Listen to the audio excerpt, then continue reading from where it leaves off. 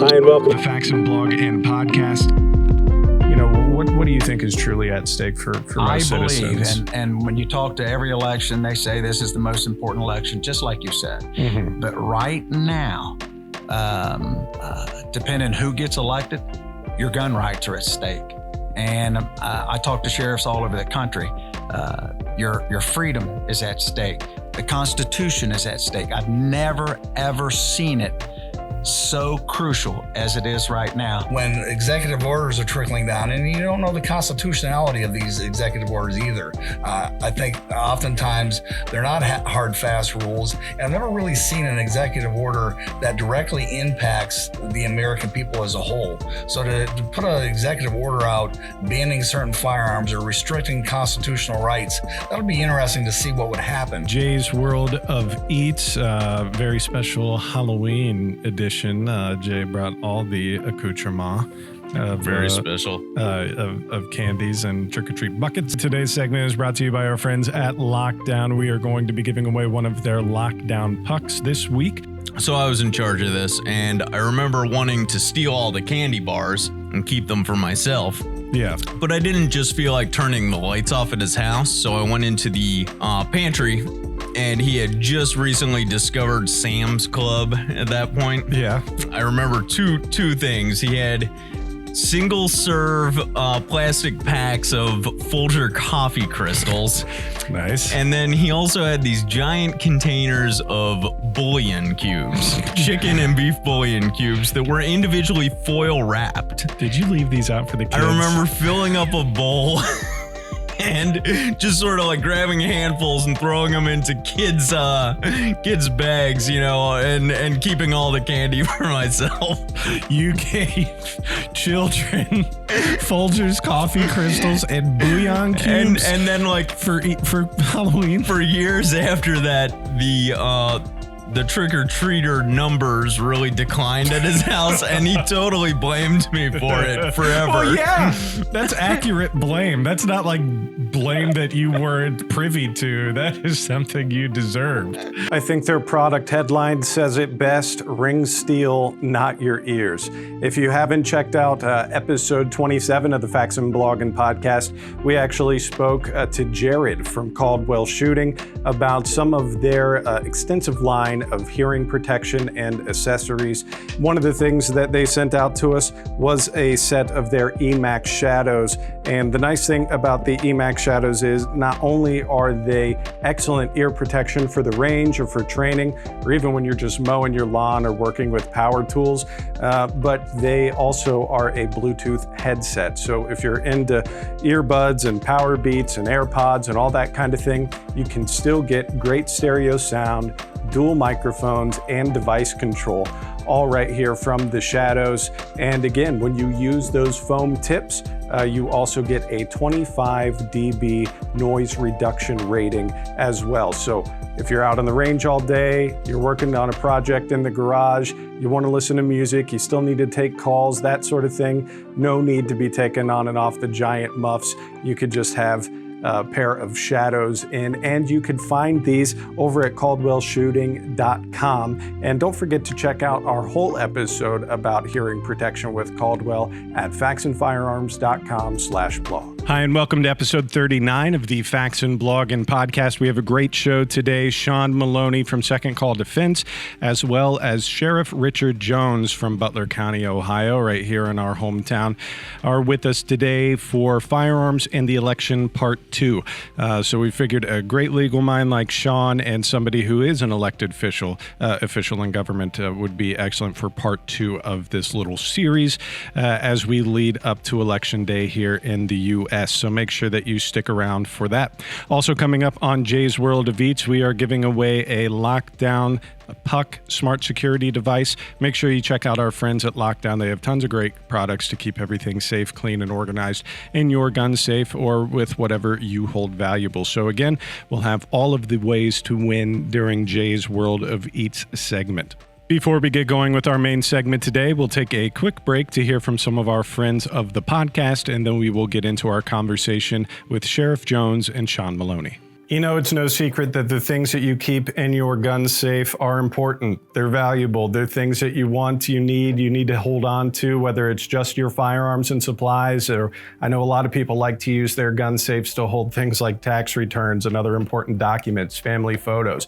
All of those things are incredibly important. And to help keep better track of it and better maintenance on those items, Lockdown has a series of devices and utilities and tools to help keep those things that you treasure safe.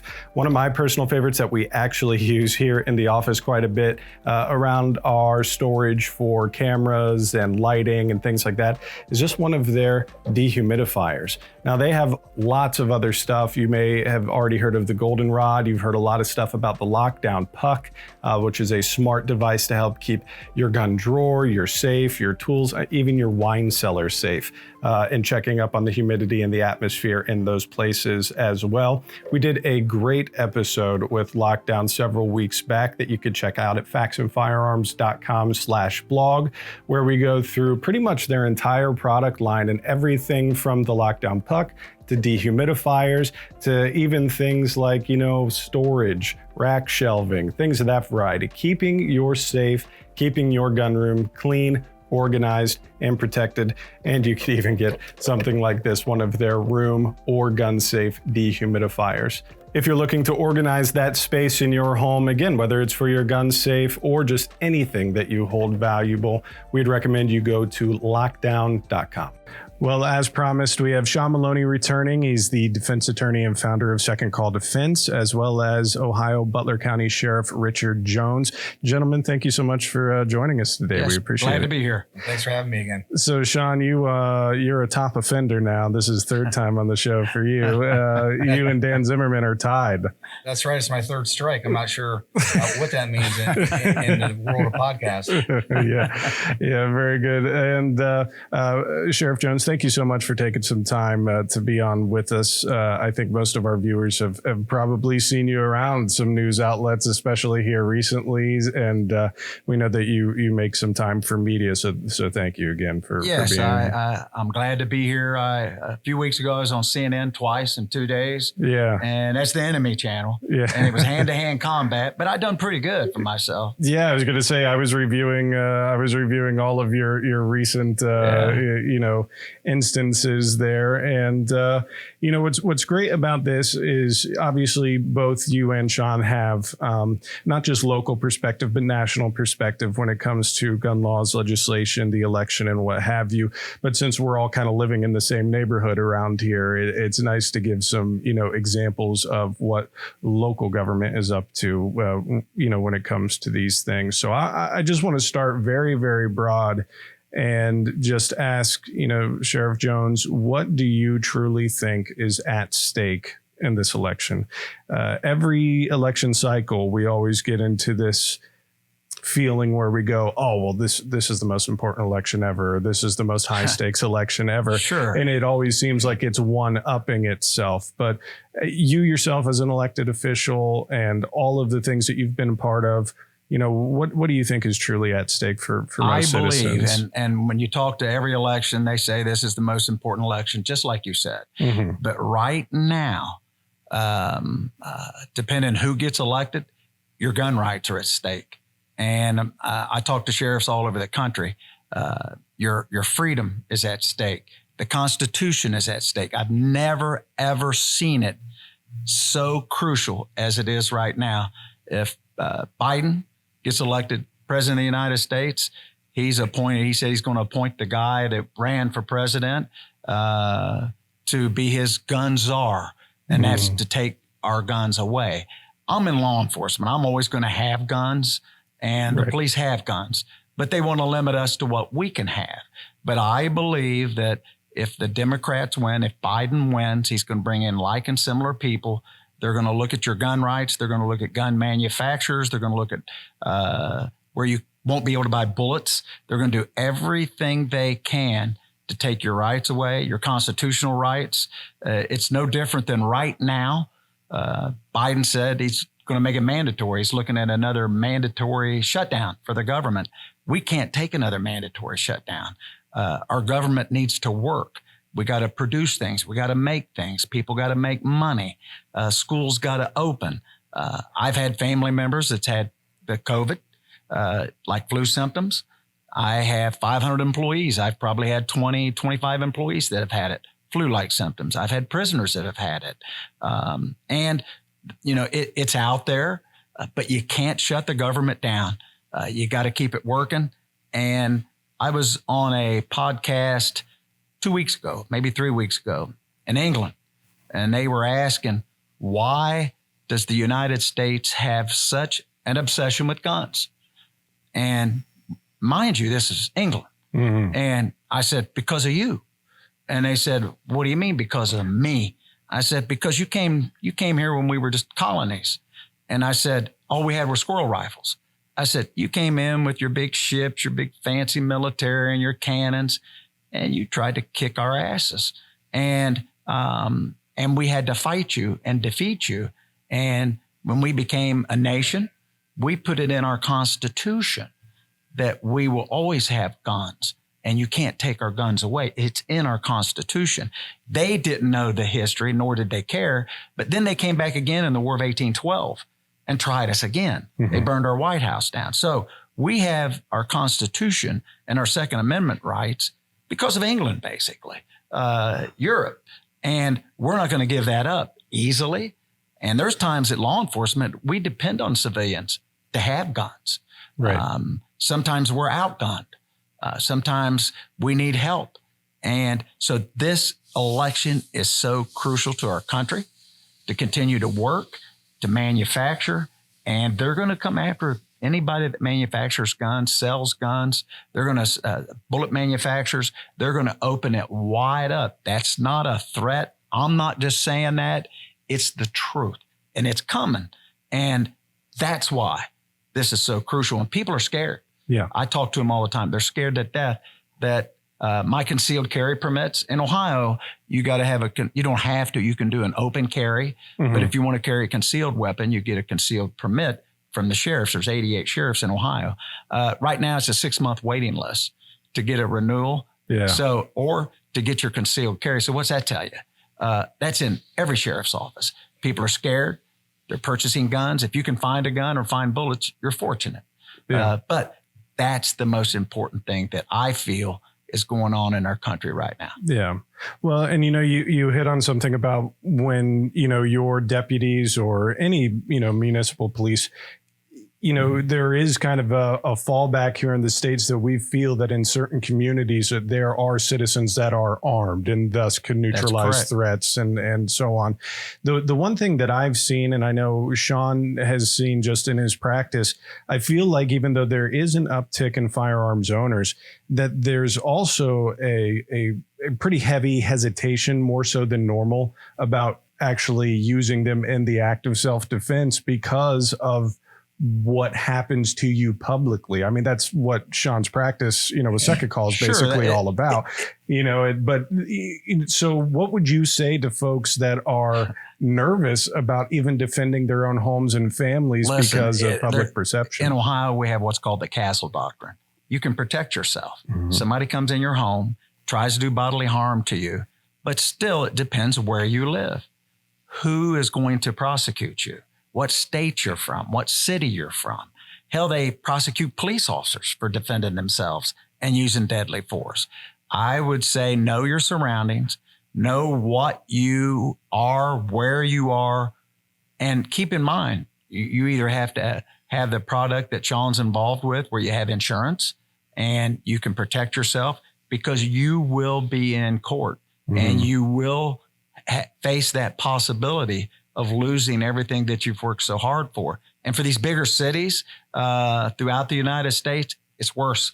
They have gun restrictions, and the bad guys still have guns. They don't care about restrictions. Mm-hmm. You go in my jail, I have 1,000 prisoners. Say, hey, how many of you have weapon permits? None.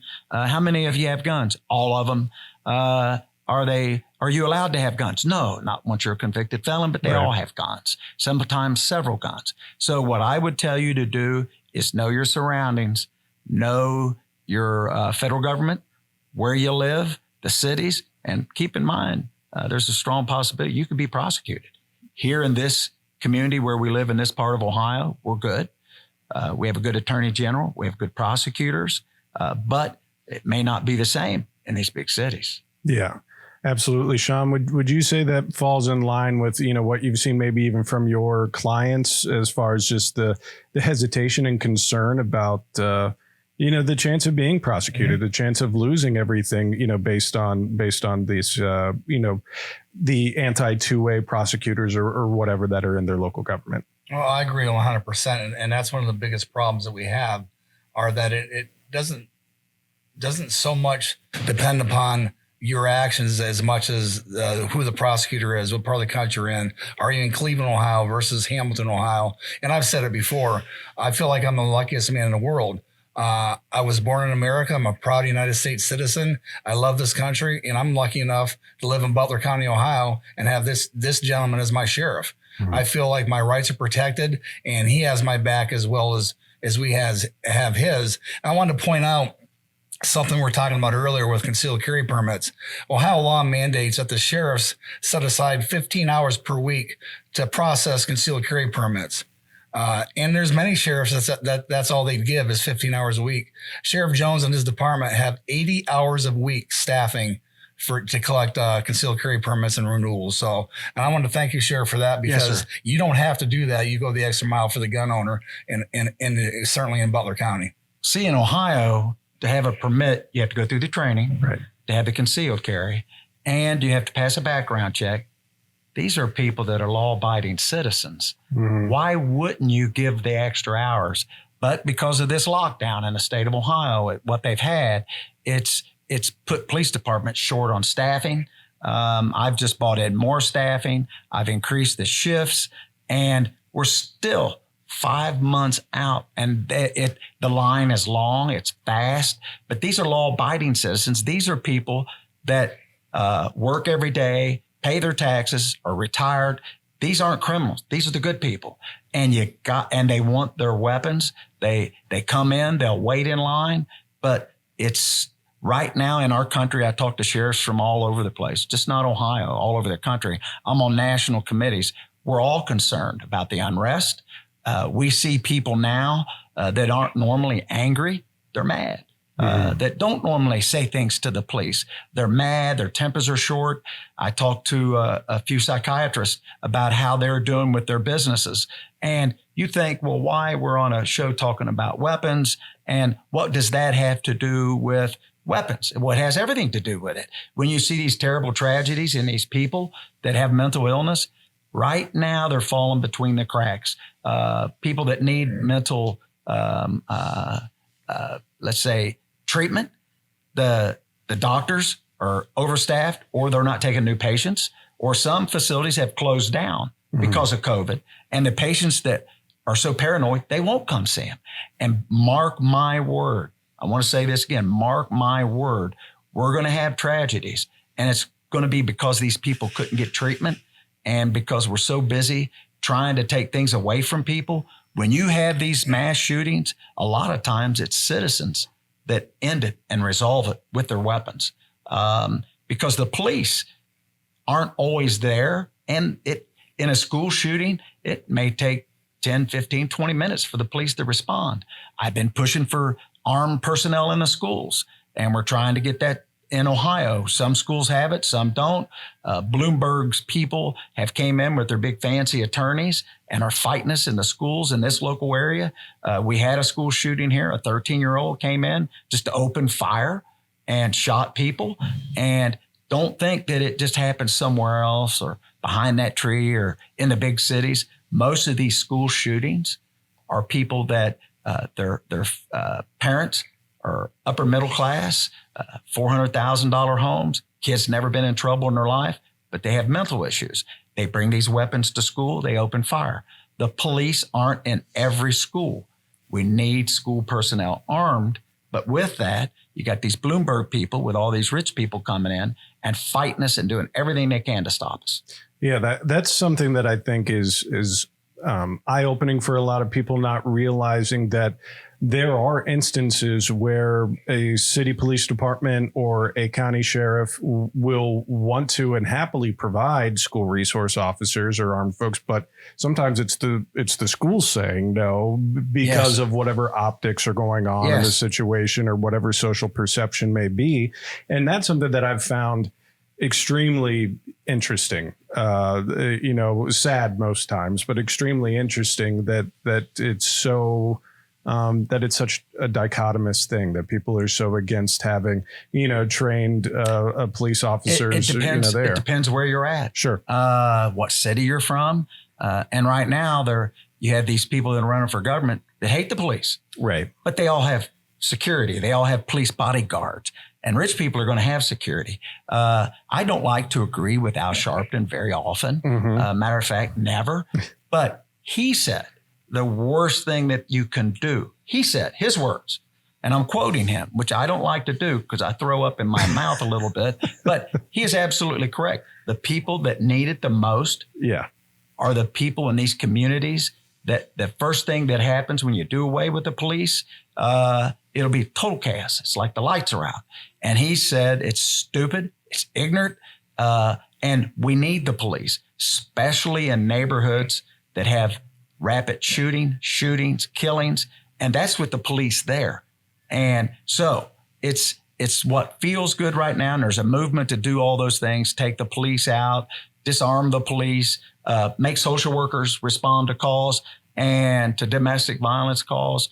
And as a policeman, I'm okay with that. If a social worker wants to go and break up two people fighting, good for you. Yeah. You won't like it. They don't like the police, and they will not like social workers. It's where most police officers are killed and injured or have to return fire is on domestic violence. It's stupid. Even Al Sharpton says it's stupid. Look, I threw up in my mouth a little bit again, but it's the truth, and we need to get together. And I will say this. Everybody's got to get out to vote. Doesn't matter where you stand, you got to get out. This is a very important election for your constitutional rights, for your freedom rights. And if you want to keep your weapon, I think they'll even come after shotguns. You won't be able to hunt. You'll have to have, the government will know every weapon you have. And I am the government. And I don't trust the government. And if you don't believe that, all you got to do is watch what's going on right now with the government spying on regular citizens. And when the president of the United States said they were tapping his phones when he first went in office, they said, he's crazy. Look at him. He's nuts. He was right. And that's where these bureaucrats get in D.C. and they get in these positions. And no matter who the president is, when a new president comes in, doesn't matter if it's a Democrat or a Republican, these people are embedded there. They can leak things. They can stop you. They know these secrets, and it's really on a bubble right now. Our country is, and that's a long answer, but I give it to you. No, I totally appreciate it. And, Sean, for you too, since obviously you have your practice, but you are kind of in the know on some of these legislative items and some of the things that are going on. I know as soon as you walked in, one of my coworkers was like, hey, what's going on with these pistol braces? What do you think are some, hot button gun legislation topics that are happening right now that most people may not be aware of? Well, constitutional carry in the state of Ohio is certainly on the back burner because of COVID. We also had removing the duty to retreat in the state of Ohio. As soon as you're in fear of death or serious bodily injury or harm, then you can use lethal force. Right now, first in the state of Ohio, you have a duty to retreat. So to look for all avenues to retreat, despite the fact that you're faced with imminent danger. So those are what's going on now. And actually, constitutional carry is passed in several locations this year, right next door to us in Kentucky, for instance, and West Virginia has it also. So those are current movements.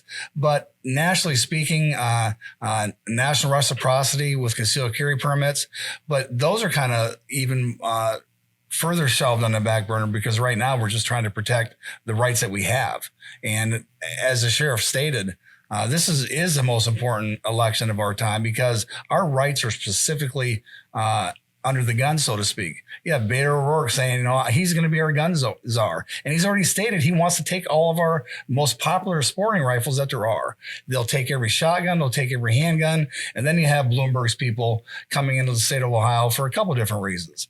If I wanted to live under New York State law, I would move to New York State. Yeah. But he comes in, he wants to disarm the teachers to endanger our children. And then once more, he's paying and funding an act to put universal background checks on our ballot. And what a universal background check is, if I want to gift a firearm to my son or my daughter, it has to have a background check. If I want to sell one to my neighbor, I have to have a background check. But more importantly, the only way universal background checks work is with gun registration. You have to mandatorily register every firearm, so the government that the sheriff doesn't trust, and he is the government, has to know every firearm we have and what's going on with them.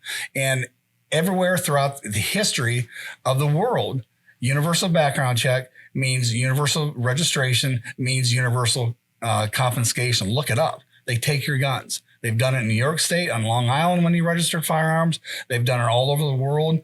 And if you look at what's happening with the unrest in the world, it's because first thing it did was take away the firearms. And that's what we're faced with. Yeah. And it's no longer backroom talk.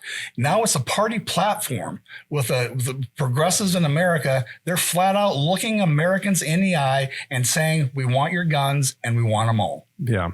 And again, that's why I'm lucky to live in Butler County and have this man sitting beside me protecting my rights. Well, and I think the thing that even makes it scarier in this time is it's not just in a vacuum.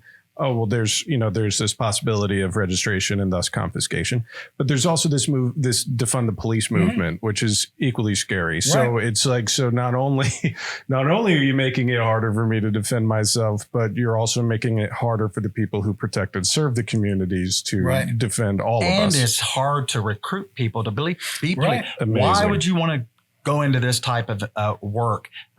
If you use your weapon, you're penalized. You could lose everything you have. Do you wait for somebody to shoot you first? Do you're trained, muscle memory, and it's total craziness. The media has destroyed this country, and used to the media when they would do the news, they actually told the news. Now it's entertainment, and they don't care if they destroy you at all. They don't care one bit if they destroy you, your career, and paint you in a terrible way in law enforcement. Yeah. Well, and with that, Sheriff, one of the things that I had written down before you came in is that I feel right now, especially in this hour of American history, whenever there is an officer-involved shooting, I feel like there has been so much more, or rather so much less department backing of those folks. It feels like they're sending their deputies, their officers out to the wolves, in a lot of cases. The reason is that these police departments have bosses, city council, the mayors, safety directors. Those people control their police department. Sheriffs throughout the country, there's 3,300 sheriffs throughout the United States. They're solely elected by the people. Their boss are the people. I don't have a boss. Mm-hmm. They are the people. And we get hired and fired by the people every 4 years. So constitutionally, sheriffs are it. We're the last lines of defense. And there's a push in some states to take away sheriffs. So I have jurisdiction in the entire county. I'm the highest ranking law enforcement official in the county. Every county sheriff in that county, we have jurisdiction in the entire state. And we have to fight to keep that jurisdiction. Some states have lost that. Yeah. But when you solely depend on police departments, you've seen where they've gotten rid of several police chiefs recently. And the Black Lives Matter. And these chiefs are the ones that they've gotten rid of or quit. Were African American. Good people. I know them personally, some of them. Craig was down in Cincinnati. Stand-up guy. Stands up, but they all work for mayors in these big cities, Democratic, and they control the narrative. And the police chiefs have no authority. They've taken it all away from them. Sheriffs, on the other hand, have the authority. And that's why you see more sheriffs stepping up. I think that's something that came up in our first couple episodes post or during the pandemic, when the whole defund the police movement started to pick up. Even just, I've said this to Sean before, stuff like this is water cooler talk when you work for a gun manufacturer. Sure it is. But one of the things that came up was realizing that so many people have a misconception on how policing actually works. It's not a federally placed thing where the president says we have selected Sheriff Jones for Butler County, Ohio. It's not. If you have trouble with if you and your community don't agree with how your sheriff's department is being run, then you have a chance every 4 years you to get to elect a hire new and fire. sheriff. Listen, sheriffs invented law enforcement. Police departments don't like to hear that. We were the first law enforcement in this country in the colonies. George Washington's father was a sheriff in one of the colonies. Sheriffs come from England. Sheriffs, that was in our colonies. They called them sheriffs. They were the collector of taxes. When they formed the colonies, they were sheriffs. They collected taxes. They were the highest ranking law enforcement in each area. And like I said, we were the first law enforcement, not police, not constables, not federal authorities. It was the sheriffs in those communities. No matter where you live in the United States, you have a sheriff, and they're all constitutional sheriffs. They work for the people, and they enforce law, have full law enforcement capabilities, and they and you are their boss. And police departments, on the other hand, you can go to city council, you can complain, you can go to the city manager. They are hired and fired by the council. Sheriffs are not. That's why you'll see sheriffs come into cities sometime and they don't ask the police. They just come in, and they can. I have. And I have jurisdiction in the entire county, all the cities in this county. And in the big cities, sometimes you'll see the sheriffs just come in. Yeah. You'll see sheriff cars all over. Yeah. And I think that's, something we talked about in the last episode is why when we're having elections like this one, that people don't just go to the ballot and choose just vice president and president and leave everything else blank. If you are really concerned with how your local everyday life is happening right now, then you need to be voting at the local level. You need to be voting at the state level. I tell people, hey, when I go out and talk to groups, it's all politics are local. It's not all in DC. All politics is local. Your mayor, your city council, your sheriffs, your prosecutors, all local. You got to vote and you got to pay attention. And if you have civic groups, you need to bring these people in and put their feet to the fire. I do. And I spend probably 60% of my time fighting with the bureaucrats and other elected people because I say what I think. And I'm not afraid to say it. Not everybody does that. I deal with people that'll shake your hand, look you in the eye, and you got to have a lie meter, which I have a very good one. I can look them in the eye and tell when they're lying. Most of the time when they're talking, they're lying. Yeah. And I'm in the government, and I'm telling you, they're lying. Yeah, absolutely. One of the things that I did want to ask, I was telling Sean when he came in, I was revisiting some of your news appearances and when you do get pulled on for interviews and things, especially when you get pulled on by national news, places like CNN and so on. I always feel that whether it's someone like you or someone like Ben Shapiro or Charlie Kirk or whoever else, there seems to be a feeling that they're trying to lead you down a certain path, during the conversation. Correct. They try to put words in your mouth. They try to make you look like a fool. They try to make you look like a racist, a bigot, somebody that can't hardly read and write. See, I wear this cowboy hat, and I'm probably the only one in Ohio that wears a cowboy hat, and which is good for me. But I have cowboy boots, and I have a big mustache. It's not neatly trimmed, but I'm not stupid. Yeah. I have a master's degree from Xavier University, but I don't tell people that. I want them to think I'm stupid, but I'm not. I hire smart people, and when you're doing these interviews, they attack you viciously. If I'm supporting President Trump, they attack you viciously. If my stance are one way or the other on immigration, they attack you viciously. But I'm not afraid. And people even if you're a different party, I get crossover votes. because it's not a Democrat and Republican issue, law enforcement and your safety.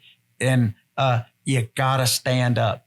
And when people like people who stand up, even if they disagree with you, you'll walk away and say, hey, I know where that person comes from because he just told us. It's not a wishy-washy answer. You'll get a real answer from people like me. But you do get attacked. Your family gets attacked, and you just got to be strong and be able to take it. Yeah. I do pretty good. I sleep good at night. Very good. Sean, even one of the things that we mentioned the last time you were on was we were talking outcomes. What if Trump gets reelected? What if Biden gets elected? What if they get the Senate? What if they don't get the Senate?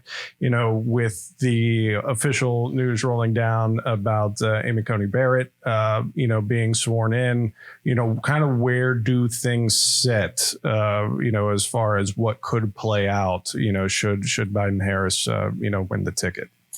There are several things that you have to be considered about. Number one, the outcome of the election. Make sure people have confidence in that. And then how long will it actually take for a winner to be declared? And that's something we're all interested in. But I think that's probably something that is a little bit more in Sheriff Jones's forefront, because you never know what kind of activities are going to be occurring and anarchy, so to speak, until the election is declared. And then there's several key Second Amendment cases that are sitting waiting to be heard, and they've accepted jurisdiction on a number of those. So those will be interested also. But mostly with Biden and Harris, depending upon who you're listening to, Biden's a Trojan horse. In my mind, why in the world would anybody vote for Joe Biden? Obviously I'm swayed one way or another, but still, just on what he says and who he seems to be really bothers me. But then you look at what happens if he goes, or if he's declared incompetent, or he, God forbid, he should pass away. And you look at who the vice president candidate is. So left wing, so progressive, is against essentially everything that we're for. I believe that Joe Biden and Harris hate our founding fathers. Wouldn't want to even meet them for dinner or lunch, because our founding fathers held values that are totally against what they believe in right now. And that's why when you think about this election and this ticket, freedom is at stake. We have to vote freedom first, and our country's at stake, and our core values are at stake. So I'm hopeful that with our latest Supreme Court justice, at least we have the bellwether there, and that can be protected. But there's a lot that can happen below that before things happen. And luckily, Trump has done an amazing job appointing federal court judges and federal court of appeals judges. So that gives us judicially, it gives us a strong foundation. But again, there's a lot can occur before it hits the court system. Yeah, absolutely. And with that, Sheriff Jones, when we look back at some of the talking points of even just a couple of months ago, where on the campaign trail, Kamala Harris had said, we're going to give, the Senate 100 days or whatever it was to fix, all these gun issues, or we're going to start executive order. What in the world does that even look like? How does that even, to me, it seems like such an overreach, which I think we've been desensitized to, frankly, as a country, of having federal government overreach. But, how would that affect you if a Biden and Harris get elected and they sign an executive order that infringes on the 2A rights of your, community? How does that impact you? Well, it impacts everything. In fact, the people that we're talking to today, all of us, our kids, our kids, and these executive orders, the last 4 presidents, they can't get anything through Congress and the Senate. It's broken. So what they do, the president has to do executive orders. This president done it. President Obama done it. All the past presidents used to do it just a tiny little bit. Now that's all you can do. You can't get anything through Congress and the Senate. They hate each other so bad. When Reagan was president, Tip O'Neill was the Speaker of the House with the Democrats. They used to actually have a drink together in the chambers. They'd go to their little offices and they would compromise and make things work. Not anymore. It's total chaos, total fighting, total hate. And that's where we're at right now. And we got to get our government back under control. Greatest country in the world to live. And we too will get through this. Yeah. Yeah. Sean, what would you say? We talked about it a little bit. How does that trickle down to the local government, does someone like Sheriff Jones have a way of being able to legally say the buck stops here, with the things like these executive orders? Well, and that's what I mentioned on our last episodes. You got to vote locally first. Make sure that you're in control of your own backyard, and then whatever the federal government is going to try to do, they're going to try to do, and whatever constitutional protections that Sheriff Jones can offer us as citizens and residents of Butler County, he'll go to the wall for us, and we all realize that. And I think that's why he doesn't even have an opponent in this election. Because everybody loves Sheriff Jones. But essentially, when executive orders are trickling down, and you don't know the constitutionality of these executive orders either, I think oftentimes they're not hard, fast rules. And I've never really seen an executive order that directly impacts the American people as a whole. So to put an executive order out banning certain firearms or restricting constitutional rights, that'll be interesting to see what would happen. And I think that, I know that Sheriff Jones takes an oath to fight for and protect the Constitution of the United States. And I'm confident that he'll be there to do that. And most local sheriffs will be there to do that also. But, this could be a huge loss for us if Biden and Harris are in the top office. Yeah, well, and I think this brings me to my final prompt for you guys, and that is the narrative that is being pushed, I think a little more increased, at a more of an increased clip right now, is, folks of the left wing calling out for, and this happens every election cycle, but I feel like it's even more animated now, like, why in the world do we have the Electoral College? Because they see, like, well, if we're just depending on places like LA and New York City and whatever to, do a popular vote election. It's pretty simple. The reason the Electoral College is there is so places like California, places like New York, the bigger populated areas, can't control who the president is and control the government. Everybody has certain amount of electoral votes. The last election, I think Ohio has 18. I was one of the 18. And I think the reason they chose me, they didn't think he was going to get elected. Nobody else wanted it. And I got it. Then everybody wanted it. And I got probably 5,000 pieces of mail a day. The mailman just bought them up in buckets and containers. And it was people from all over the country telling me not to cast my vote for the president. And, but listen, if that was formed for the reason, the sole purpose is so that every state counts. And that's why you'll see these candidates going to these different states and working it, because if not, it'd just be all California and New York. And they don't represent all of us. Right. So that's why you want the Electoral College. It's popular vote. It's great and wonderful, but you need to get the states so it's equal. That's what makes this equal. And to change the rules if you don't win is like playing a football game or a basketball game and halfway through the other team's beating you. So you want to change the rules because they got somebody that can shoot good baskets or throw the football better than the other, run faster, score touchdowns, better coach. So we need to change the rules. That's all that is. The Electoral College has been there since its existence, and it has to be there. Don't let these people on either side take that away, or we'll be represented for somebody from California from this point forward. Yeah, absolutely. I think the biggest thing to look at is, they put out the heat maps after every election. Here's kind of the concentration, per geographical area.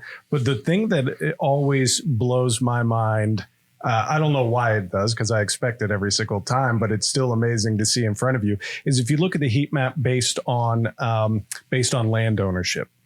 If you really look at the United States as a whole and you see the color red covering up so much of the United States based on land ownership, but you see these real hot spots of blue, in places, on the West Coast and on the East Coast. And I think that is so important, whether or not people are thinking about it in the way of social causes, but economic changes, taxation changes, all of these things that the federal government can really either support or cripple, agriculture, working class citizens, all of these types of people that they don't even have a lifestyle that even has any semblance of what someone in Manhattan does.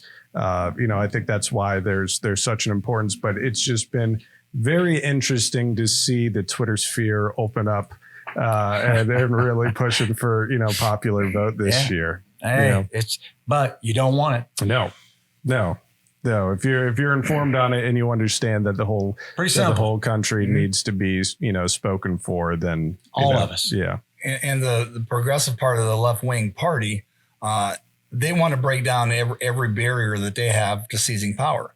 And electoral college is one of those barriers that they need to break down to kick in the door, so to speak. And our founding fathers realized how important the electoral college would be and how important having a balance of power throughout the United States is. And I think whenever they want to attack different parts of the Constitution or the way things are, they're just barriers to them taking power. Mm-hmm. And as the sheriff said, they want to change the rules in the middle of the game.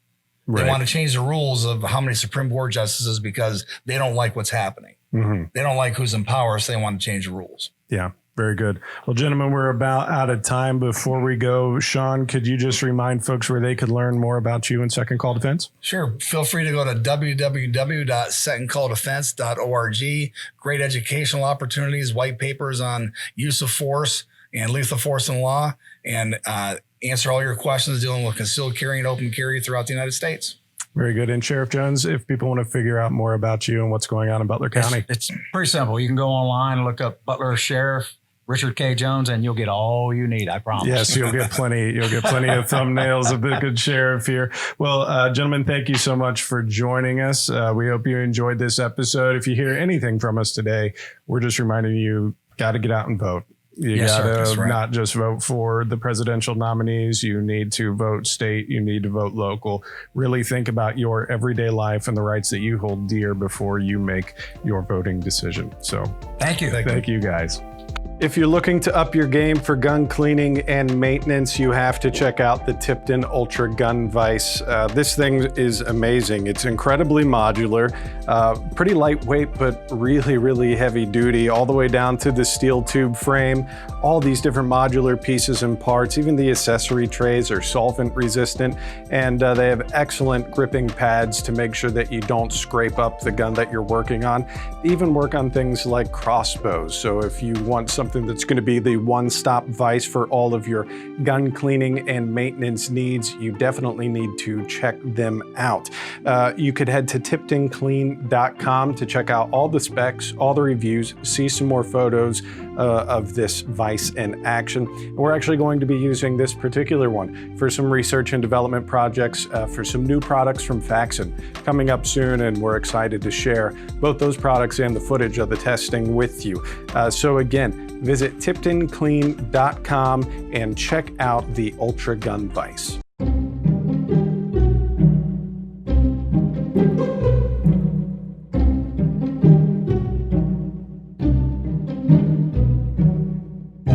Welcome back to another installment of Jay's World of Eats, very special Halloween edition.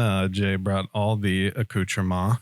Very special. Of candies and trick-or-treat buckets. Trick-or-treat bucket. And it's a pumpkin head, so you got to do what you got to do. Yeah, very important. You can't just be walking around with a grocery bag. Be like, when as a teenager, when you go trick-or-treating and you're like, I'll bring the pillowcase. Oh, yeah, definitely. We always did that. It was always the pillowcase. Yeah. All right. Well, before we go any further, today's segment is brought to you by our friends at Lockdown. We are going to be giving away one of their Lockdown pucks this week. If you were interested in winning, all you got to do is go to faxonfirearms.com/blog, click on episode 39 for all the ways to enter. This is a really cool device. It's not just for gun safes. You could use it in toolboxes.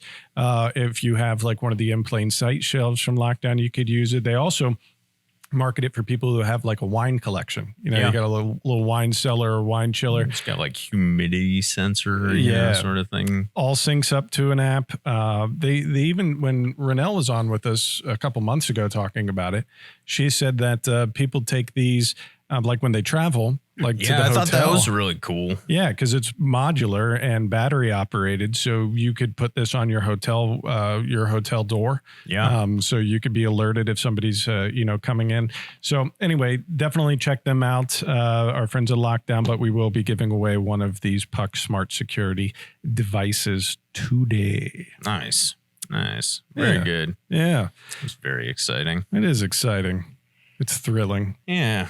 So how you doing, Dustin? I'm all right, buddy. Yeah. I'm glad you're doing okay. You gave me a little scare. You weren't feeling so good. I wasn't. And so we had to push off recording. I would have been a very unfun guest yesterday. Thank you for adjusting your mic by yourself. Yeah. Well, you can't reach over here and adjust it. I was watching an episode the other day and noticed saw my hand. Yeah. Yeah. Thank you. Thank you, Dustin. You're welcome. Yeah, I had a I'm here for- migraine all day yesterday. I was like, I was like seeing sounds and, like, it was like, it wasn't pretty. I was trying to like sit in some like product meeting and like, the room was just like strobing on me. Not to mention in our new conference room, we have a big giant TV Yeah, just right. like blasting blue light right at your eyeballs. Right. I was presenting spreadsheets and all the like cells were just like, like, oh God. My spreadsheet is laughing at me. I This is could tell. Terrible. Well, Jay, So- you got some unique Halloween treats this week. I do. My Yeah. wife sent in some Asian candy Halloween treats for us this week. All right. Let's give it a look. Do you get a lot of trick-or-treaters where you live? None. None? We still buy a lot of candy though. Yeah. Just in case. So we don't want to let the kids down.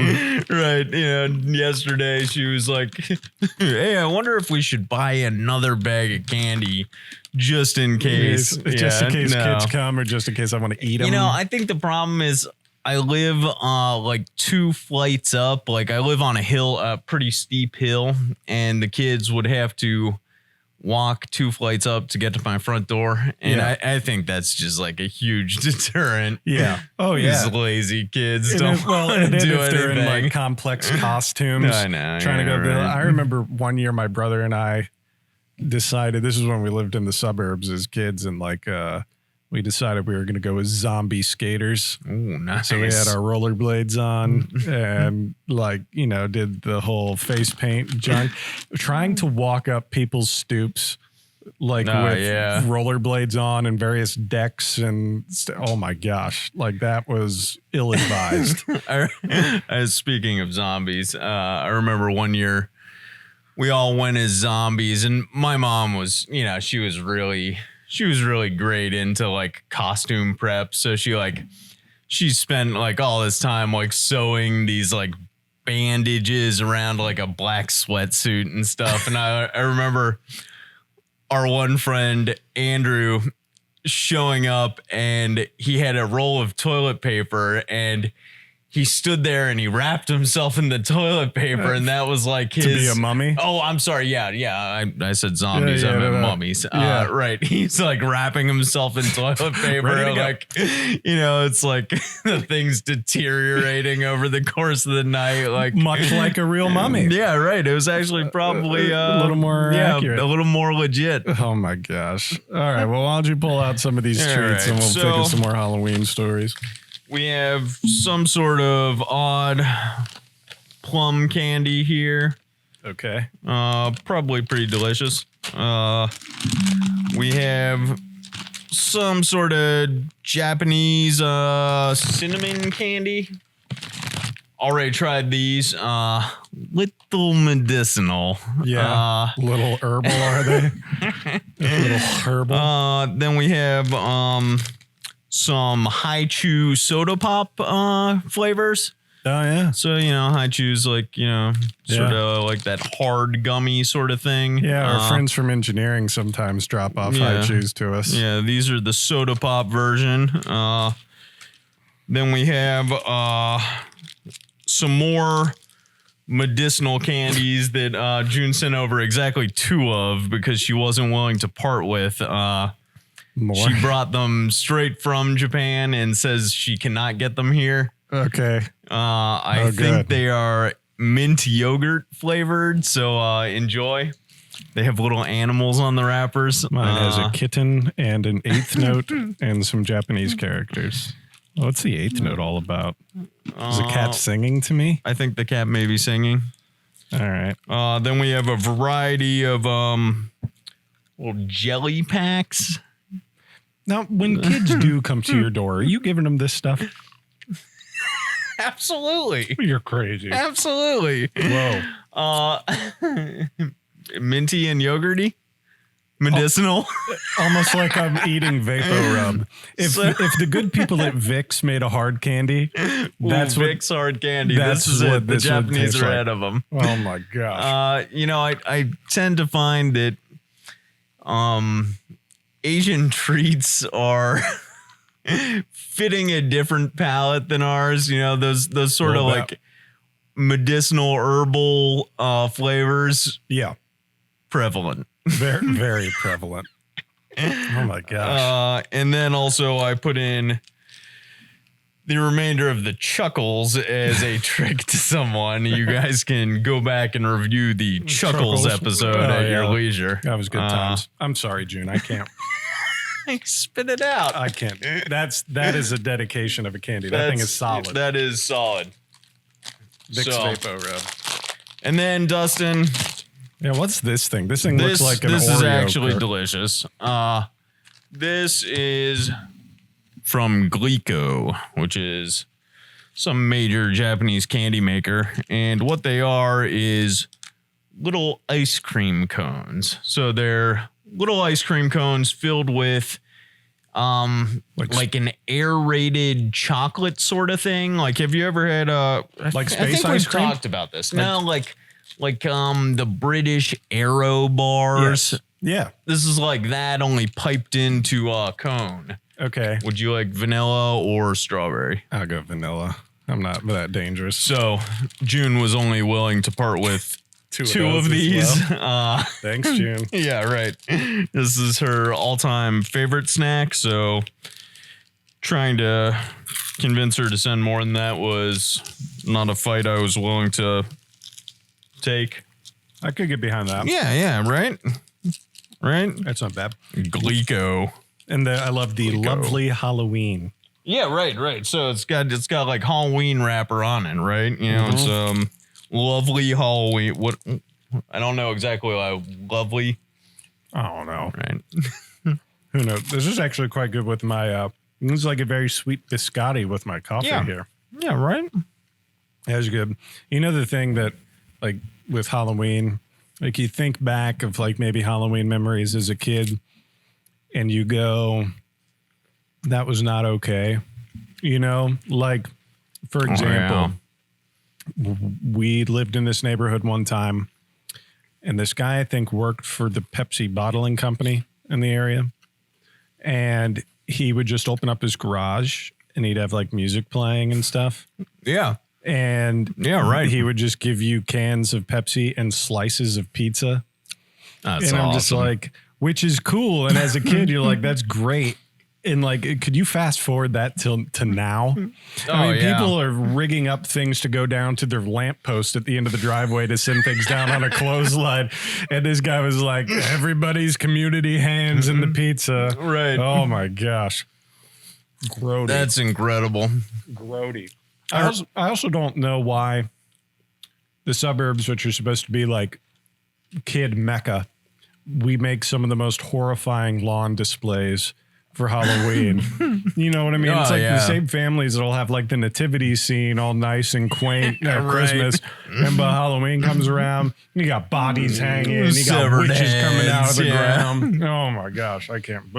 Yeah, there was a family up the street from me as a kid who would like put on their own like mini haunted house, and they do like the peeled grapes in a bowl that like, you were supposed to like eyeballs like feel around in. Like I can't even imagine like hey, kids, want to come walk through my house and like, there's going to be weird crap going on. Like, yeah, we did the same thing. Like it was the same deal. This particular community had a lot of like split level houses with the garages that open to the back, to the backyard. And so it was a lot of that. It was a lot of, we make like a little haunted house that starts in the lawn or in the driveway. And then it goes through the garage and out the back of the house. Yeah. The same thing now. Like, no way. No way. I'm not letting my kid walk into some stranger's weirdo haunted house. It's out of control. Right. Not happening. Yeah. There was our dentist lived up the street from us when I was a kid. And he would give away. Tell the dentist story, by the way. The what? Wasn't it your dad's dentist? Yeah, we can get that one. That's what we call a cliffhanger here in the biz. We'll get back into that one. But our childhood dentist lived up the street, and he would give away toothbrushes and like toothpaste and that sort of thing. Little on the nose there, Doc. And I remember that my parents would always send us repeatedly to his house every Halloween. Like, we would just like switch up costumes and go back to Dr. Wyant's house, like go get another toothbrush. Like, just loading up on the toothbrush. Like, it's that. I also remember there was an old lady who lived down in a cul-de-sac that she would just give people handfuls of pennies. It was just this big bowl of pennies. Yeah, right. Just like, here you go. Here you go. By the way, what soda pop is this high chew supposed to be? Remember Pepsi Clear? That's what this looks like. We have Ramoon flavored and cola flavored. I have no idea what Ramoon is. Ramune? Who knows? It's reminiscent of Pine Sol. Cleaners. Yeah. Mm-hmm. Yeah, you got that herbal thing. Very good. Yeah. I also remember one year, Pause for cheering. Yeah. Thanks, Hi Chew. Yeah, thanks, Hi Chew. Very nice.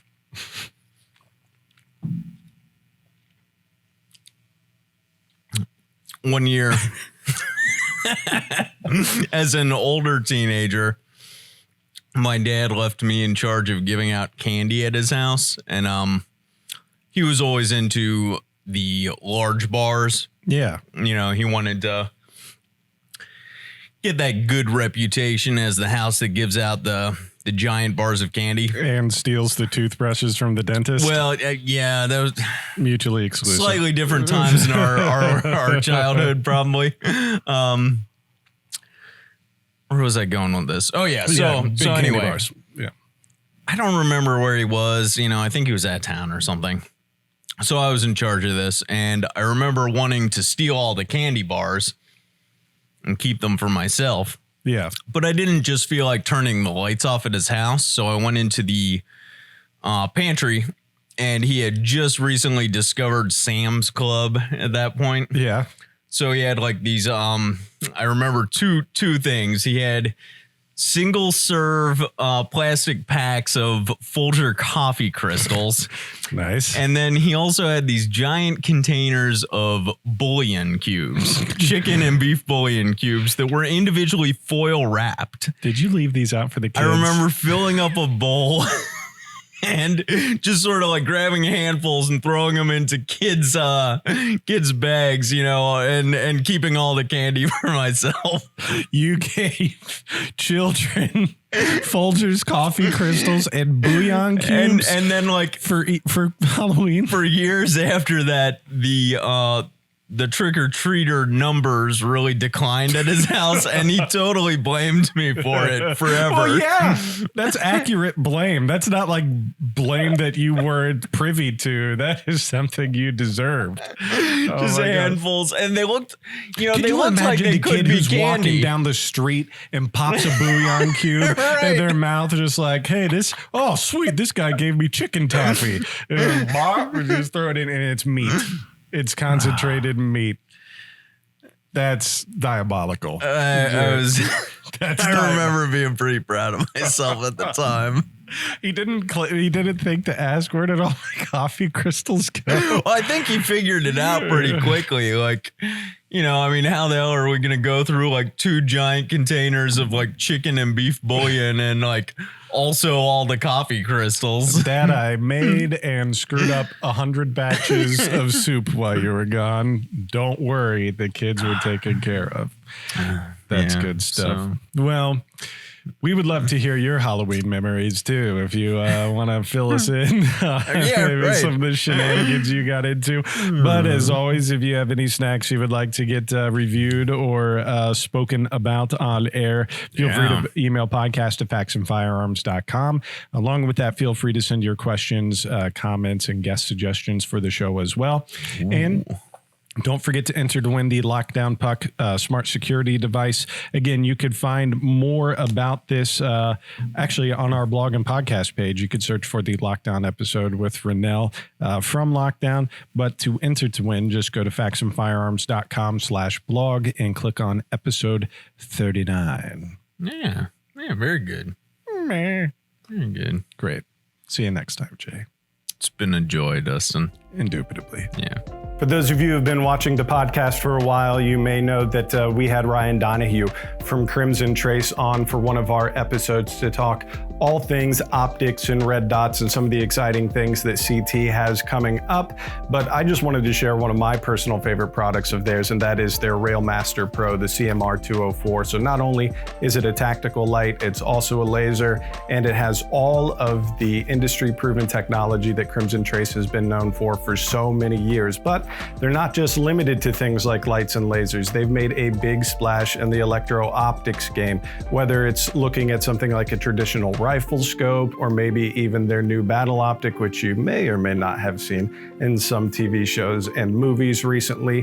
They have a lot to offer. So obviously, you're going to be seeing some more stuff of Crimson Trace popping up with us here at Faxon Firearms. You may have even seen it staged on our limited edition Mustang rifle that came out in the spring of 2020.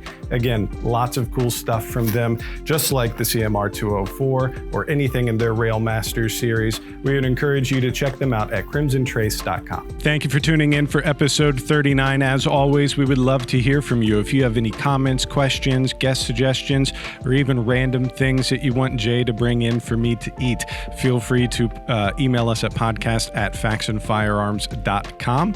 And we would love for you to subscribe on your favorite podcasting app. We are on Spotify, Apple Podcasts, Stitcher, and more. So make sure you subscribe on your favorite app, give us a like, give us a follow, and continue to spread the word about the show. As always, we appreciate you watching, and we will see you next week. We want to extend our deepest gratitude to military, police, first responders, and more by saying thank you with special pricing and discounts on all Faxon products. Here's how you get started. First, you'll head on over to our website, faxonfirearms.com. From there, you'll want to click Support and Guardian Purchase Program in the drop-down. Then you'll see the instructions on how to get started, so let's just walk through those.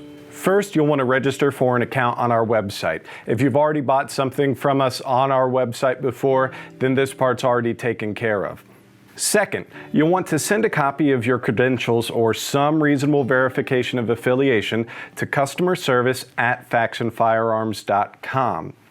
We get a lot of emails where people are like, hey, will this count? Will this ID count? Will this VA card count? Chances are, yes, a lot of them will count, but make sure you attach an image or a copy of that verification to the email before you even ask customer service. That way they can expedite the process for you. As soon as the account has been created or updated, we will send you an email letting you know that you're ready to go. The discount will be available anytime online when you go to your shopping cart. If you have any more questions, please email customer service at faxonfirearms.com. Hi and welcome to the Faxon blog and podcast.